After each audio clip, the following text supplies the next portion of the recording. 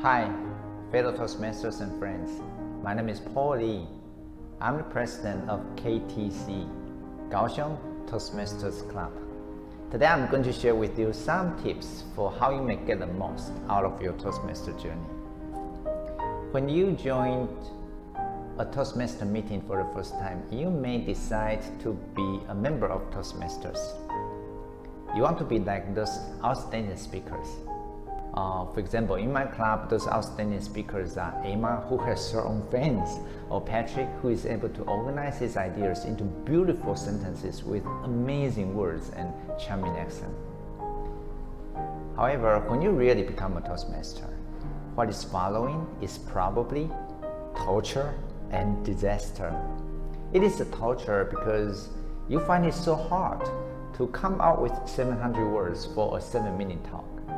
It is a disaster because you are never satisfied with your own performance, and you probably get tongue-tied and you stand there speechless in front of people just like a mannequin.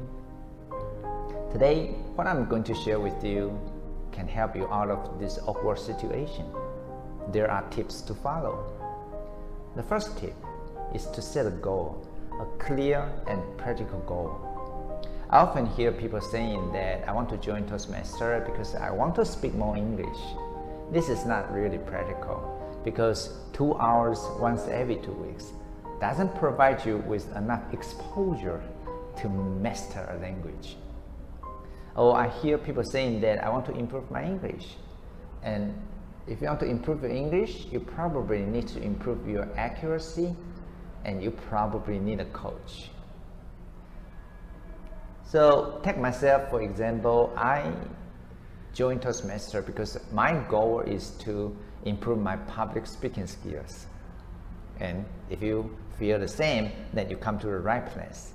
Or if you tell yourself that your goal is to enrich your social life, you want to meet people with the same interest, I think this is also a very practical goal, because at Toastmasters you really can meet a lot of nice people from all walks of life. So set a clear and practical goal. The second tip is to move to your goal every day. Take me for example. Whenever I have a speech to deliver, I work on it 24 hours a day. I know what you're thinking, that's exaggeration, right? But what I'm saying is that I care a lot about my speech or my assignment. And the last thing that comes into my mind before I go to bed is my speech. The first thing that goes into my mind when I get up in the morning is my speech. I think about what words to use and whether those words are well rhymed so that can be impressive, or whether those words are in a better order. For example, earlier I said that a Toastmaster journey is interesting, exciting, and rewarding. These 3 words are not a coincidence. So you have to move to your goal every day. And the third tip is to always have a speech in mind. Especially when you are done with the speech, you probably think that, I feel so relieved, and next speech is probably 1 month away. Trust me, next speech comes faster than you expect. So you have to always have a speech prepared in order to deliver a better speech. Otherwise, you will be going the same torture and disaster cycle once again.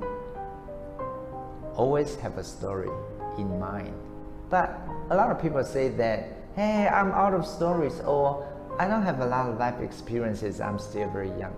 I must say that everyone is a storybook.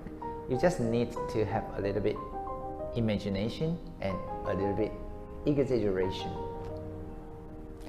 The first tip, you have to do something you hate doing. That is to follow your pathway project. I think you feel the same as I do, right? And it's much easier and you feel much more comfortable if you just have to talk about your job, your personality, or to say something that you have said before. And it's not so easy if you have to do something for the first time, or to cover something that you are not familiar with. But that's exactly how pathway project can help us. It helps us to get out of your language comfort zone. When you have to do something for the first time and you will spend more time preparing it, and you really can improve a lot. So follow your pathway project and always remember to have something valuable, something that is worth sharing in your story. For example, when I am working on my script, I always try to put a hero into my speech. And interestingly, when I am finished with my speech and somehow I try to be the hero, so I, the speaker, is actually the person who benefits the most from speeches. And finally, passion is not enough. I hear people saying that I have a lot of passion, so I want to join Toastmasters. I have to say that passion is just like love at first sight. But you have to get married to your Toastmaster membership. And if you are a married person, I think you will agree with me, right? And there is a lot more you have to do after that first sight.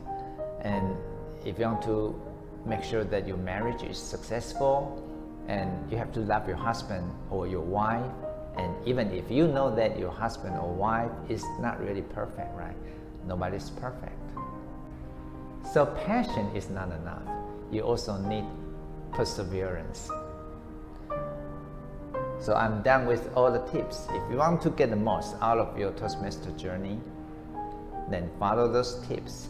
Then the torture and disaster that you experience in the beginning of your Toastmaster journey can eventually lead you to the treasure at the destination of your Toastmaster journey.